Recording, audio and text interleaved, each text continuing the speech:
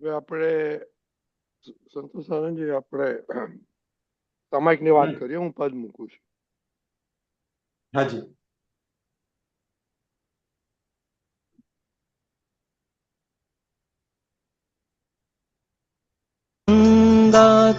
નિજાનંદી સુરતા શણગારે સ્વપન સત્ય એજ પ્રેમી શુદ્ધતા. શાશ્વત સંબંધીઓની વાણી હોય મૌનની, નિર્વસની પ્રેમ અખંડ પૌરુષેય પરાક્રમી. આગે જેને લગની તેજ માણે એક રૂપતા, અનાદિથી વીરલાજ ઝંખતા અભેદતા. આત દિવસ જાગિયા છતાંય આંખે ભાર નહીં, શુદ્ધ પ્રેમી વીર હો સ્વીકારે સાભાર સહી.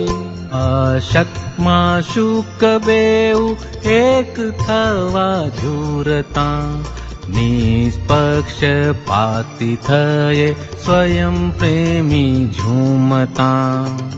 પરગરોની ભેદ બુદ્ધિ જગત મળતી વ્યાકુળ, નિજ ઘરે જ નિર્ભેદી નિત્યાનંદી નિરાકુળ.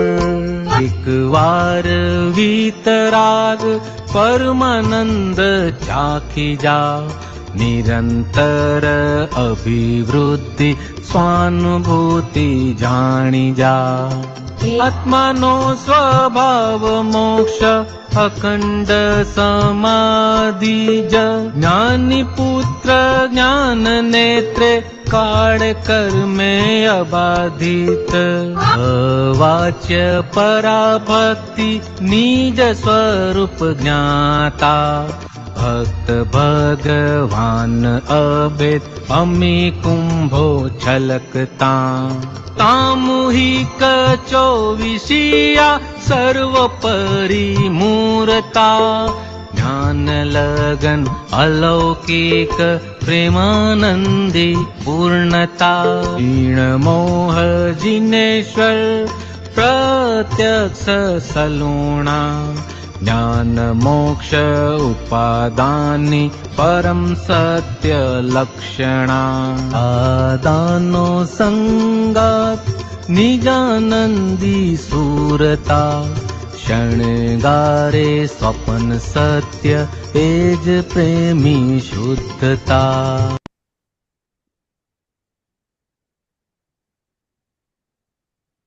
એક જ મિનિટ. ઓકે, સંતોષ આનંદજી. હાજી સાહેબ. આ પદની તો ગજબ કવિરાજ કવિરાજ. ગજબ છે. દાદા દાદા દાદા દાદા. દીપકાનજી, આ પદ કેમ શોધ્યું એના તમે? પરથી ખબર પડે, એક મિનિટ, કવિરાજ હાજી. એમણે દાદા જોડેનો એમનો તાલ અને એમની ભક્તિ, એમની દાદા માટેનો જે પ્રશસ્ત રાગ હતો, એની સામે કેવી રીતે એવા પરિણામ આવે એ આખું વર્ણન કર્યું છે. એને આપણે બહુ સ્થૂળમાં લઈએ તો જેમના પર આપણને વધારે સ્નેહ હોય, પ્રેમ હોય, તો એના માટે કેવું હોય તેવું છે. પણ જ્યારે એ જ આવું જ્ઞાની પુરુષ માટે થાય ત્યારે એ જબરજસ્ત કામ કરી જાય છે. એક એક પ્રમાણ એટલા બધા આપ્યા છે ને કે એ જે સંગાત થયેલો છે, હવે એ વાત સાચી છે કે જે લોકોએ એમનો પરિચય નથી કર્યો તો એમને યાદ આવતા હોય છે, સપનામાં આવતા હોય છે. પણ આપણે જયારે આ બધા જે બધા આપતપુત્રો દાદા ભગવાન જોડે રહ્યા છે ને એમનો જે અનુભવ લીધો છે ને જોયો છે, એમને માણ્યા છે, તો એના પરથી આપણને ઘણી બધી વસ્તુ ખબર પડે. દાદાનો નિજાનંદી સ્થૂળતા, શણગારે સપન સત્ય એ જ પ્રેમી શુદ્ધતા. એટલે દાદાની શુદ્ધ પ્રેમની જે આખી ધારા હતી એના લીધે આપણા મોક્ષે જવાના, શુદ્ધ થવાના, ચોખ્ખા થવાના, સિન્સિયર થવાના, મોરલ થવાના સપના સાકાર થયા. એક તો સપનું આપણને એમને જોઈને, એમના જીવતા દાખલા જોઈને આપણને અંદરથી ભાવ થાય છે, એવો નિર્ણય આવે છે કે બસ આમ જ. આવો શું કહેવાય, ખાતરીપૂર્વકનો નિર્ણય આવતો નથી. હા, ગમે છે, બધાને ખબર છે કે સિન્સિયરિટી સારી વસ્તુ છે, મોરાલિટી સારી વસ્તુ છે, શુદ્ધતા સારી વસ્તુ છે, પણ આ રીતે આવે શાશ્વત સંબંધી કાયમનો સંબંધ આવે એ ત્યાં વાણીનો ઔપચારિક વ્યવહાર બી રહેતો નથી. નિર્વાસની પ્રેમ અખંડ એટલે કોઈ પણ જાતની વાસના વગરની, આઈ બિલીવ, નિર્વાસની મેં ગુજરાતી જોયું નથી મેં, નિર્વાસના એટલે, પણ એવું લાગે છે. અખંડ પૌરુષ એ પરાક્રમી એટલે પૌરુષ, આખું પૌરુષત્વ આખું અંદર દાદાની કૃપાથી ખુલ્લું થયેલું છે, અને એ આખું પરાક્રમ સુધી આપણને લઈ જાય છે. આટલું બે જ કહીએ. સંતોષાનંદજી, બીજી બે પકડા તમે કહો. લાગે જેને લગની તે જ.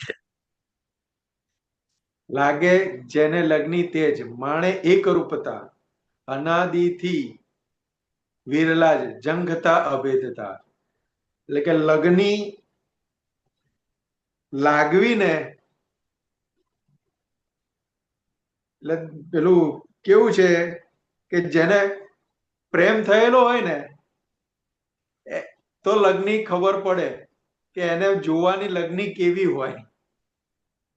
તો કે આ જે દાદા ભગવાન જોડે જેને પ્રેમ થયો હોય ને તો ખબર પડે કે લગ્ની શું છે. કે લાગે જેને લગ્ની તેજ, માણે એકરૂપતા. એટલે જે દાદા ભગવાનની ચર્યા ચાલી રહી હોય એ ચર્યાનો અનુભવ એને થતો જાય. એકરૂપતા, માણે એકરૂપતા એટલે કે લાગે જેને લગ્ની તેજ, માણે એકરૂપતા, કે જેને લગ્ની એ રીતની લાગેલી હોય એ એકરૂપતા માણી શકે. ત્યાં સુધી માણી શકાય એવી નથી એકરૂપતા.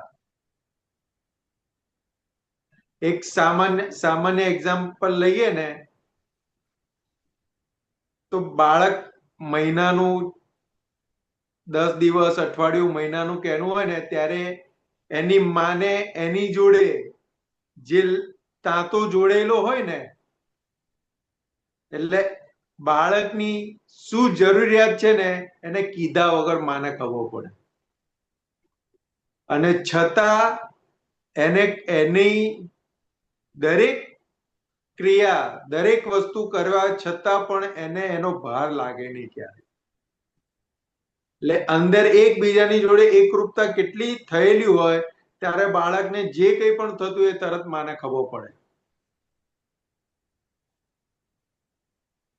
એટલે કે એકરૂપતા એટલે કે દાદા ભગવાન માટેની એવી લગ્ની લાગે ને ત્યારે આપણે દાદા ભગવાનને એક રૂપે માણી શકીએ. આજે કવિરાજે અહીંયા માણેલા છે ને એક એક પદની અંદર, એ અનુભવ આપણને ખુલ્લો થતો જાય.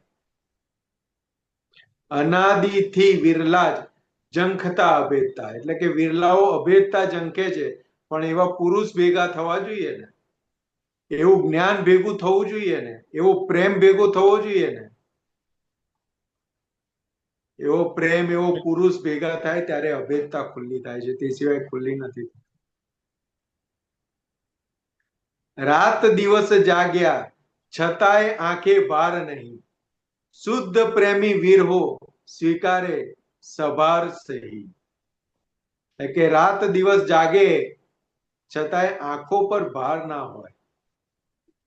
તો કે કેમ? તો કે આંખો ઉપર ભાર પરાણે કંઈક કરવું પડે ને ત્યારે હોય. જ્યારે લગ્ની લાગેલી હોય ને ત્યારે રાત દિવસ જાગે ને તો એનો ભાર ક્યારે લાગે નહીં. બહુ નજીકથી આમ જોઈએ ને તો અમે યોગેશ આનંદજીના ઘણા જોયેલા છે. એમની જોડે રાતના 2 વાગે પણ, રાતના 3 વાગ્યા હોય કે 4 વાગ્યા હોય, અમને બગાસ આવતા હોય, એમની જોડે કામ કરતા હોઈએ, પણ એમના આંખની ઉપર, આંખમાં એક ઊંઘનો છાંટો પણ ક્યારેય જોયો નથી. 24 કલાક કામ કામ કામ દાદા માટેનું જે કરતા જોયેલા છે ને, ગજબ જોયેલા છે, ગજબના જોયેલા છે. એટલે આખો આ જે કે ને, રાત દિવસ જાગ્યા છતાંય આંખે ભાર નહીં. એમની આંખમાં બધું જોયેલું છે કે રાત દિવસ દાદાના કામ માટે જાગે, પદો આ તે ચાલુ ને ચાલુ જ હોય. ઘણી વાર અમે ઢસડાતા આવીએ ને એવું લાગે કે હવે સાહેબ થોડોક ટાઈમ આપે ને, રિસેસ પાડે તો સારું. પણ એમને એટલા ફ્રેશ ના ફ્રેશ જ જોવા. એમની આંખમાં કશું લાગે નહીં કે એમને ઊંઘ આવી છે કે. એમનો ટાર્ગેટ શું હોય તો કે આ દાદાનું કામ છે ને, આ પૂરું થયા વગર બીજું કશું ના હોય. એ જે આખું દાદા માટેની જે લગ્ની જોઈ છે ને, ગજબની જોયેલી. એટલે કે શુદ્ધ પ્રેમી વીર હો, સ્વીકારે સભાર સહી. એટલે શુદ્ધ પ્રેમી નો વીર હો, સ્વીકારે સાભાર સહી. એટલે કે બહુ હૃદયથી હોય આ બધું સાહેબ. દાદા ભગવાન શું હતા ને, આ તો ખાલી મેં યોગેશ આનંદજીની વાત કરી, પણ જેટલા આપતા પુત્રના પરિચયમાં જે છે ને, દરેકે દરેક આપતા પુત્રની જે લગ્ની છે ને, એમને દાદાની જોડે જે લગન છે અને જે તાતો જોડેલો છે ને, એ અકલ્પનીય છે. આખો અકલ્પનીય કે આવો તાતો વિશ્વમાં ક્યારેય કોઈની જોડે કોઈનો જોડાયો નહીં, સિવાય કે માં અને બાળકોનો જે હોય એ જે શુદ્ધ તાતો, એવો તાતો હોય છે. કારણ કે સામે એવા જ્ઞાની પુરુષ છે, એવો પ્રેમ સ્વરૂપ થયેલાનો પ્રેમ મળી રહ્યો છે. એટલે દાદા કે જગત આખું પ્રેમથી વશ થઈ શકે એવું છે. એટલે આપતો પુત્રને જોઈએ ને, એક આપતો પુત્રને, તો કે દાદા ભગવાનના પ્રેમથી કેવા વશ થયેલા છે. અને એ વશ થયેલા છે એ દાદા ભગવાનને અત્યારે માણી રહ્યા છે. અને એના આધારે જે જગતનું કલ્યાણ થઈ રહ્યું છે ને, એ ગજબનું થઈ રહ્યું છે. જય સચ્ચિદાનંદ સાહેબ. જય સચ્ચિદાનંદ. ખૂબ સરસ.